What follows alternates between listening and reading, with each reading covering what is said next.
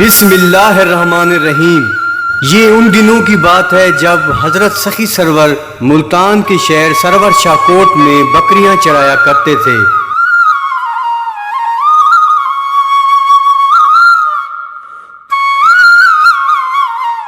एक दिन आप बकरियां चरा रहे थे कि अचानक आपके सामने 3 बुजुर्ग आ गए। उन्होंने आपसे सवाल किया कि हमें खुदा के नाम पर कुछ दे दें। तो आपने कहा, मांगो, क्या मांगते हो? उन्होंने कहा कि हम भूखे हैं। हजरत सखी सरवर से उन बुजुर्गों ने कहा कि हमें 3 बकरियां दे दें, हम तीनों इनको ज़िबा करके पका कर खाएंगे।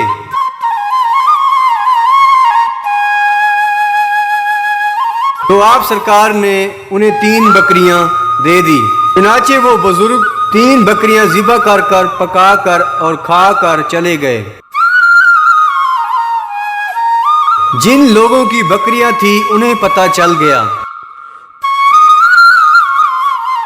तो उन लोगों ने हजरत सखी सरवर से ये सवाल किया कि हमारी 3 बकरियां कहाँ हैं? तो आपने कहा कि मैंने वो 3 बकरियां उन बुजुर्गों को ज़िबा करके उन बुजुर्गों को खिला दी।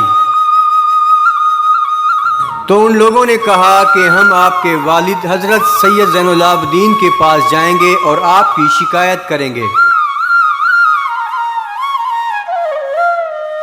तो जैसे ही वो हजरत सैयद ज़ैनुल आबिदीन के पास गए और आपकी शिकायत की, उन्होंने कहा कि हमारी 3 बकरियां आपके बेटे ने किसी बुजुर्गों को ज़िबा करके खिला दी। हजरत सैयद ज़ैनुल आबिदीन ने सखी सरवर को अपने पास बुलाया तो उनसे ये पूछा कि वो 3 बकरियां कहाँ हैं। आपने कहा कि उन बुजुर्गों ने मुझसे अल्लाह के नाम पर कुछ मांगा था, तो आपको तो मालूम ही है कि मेरा नाम सखी सरवर है और मैं अपनी सखावत में मशहूर हूँ। इसलिए जो भी मुझसे सवाल करता है तो मैं उनकी झोलियाँ भर देता हूँ।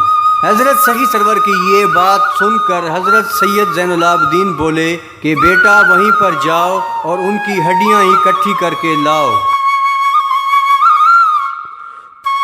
तो हजरत सखी सरवर उनकी हड्डियां इकट्ठी कर सैयद ज़ैनुल आबिदीन अपने वालिद के सामने जब पेश करता है, आप सैयद ज़ैनुल आबिदीन उन हड्डियों पर फूंक मारते हैं तो वो बकरियां बन जाती हैं।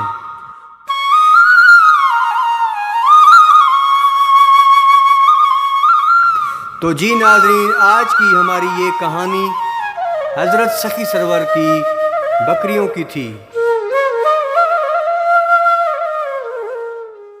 Subscribe to our channel, clicking subscribe button and bell icon.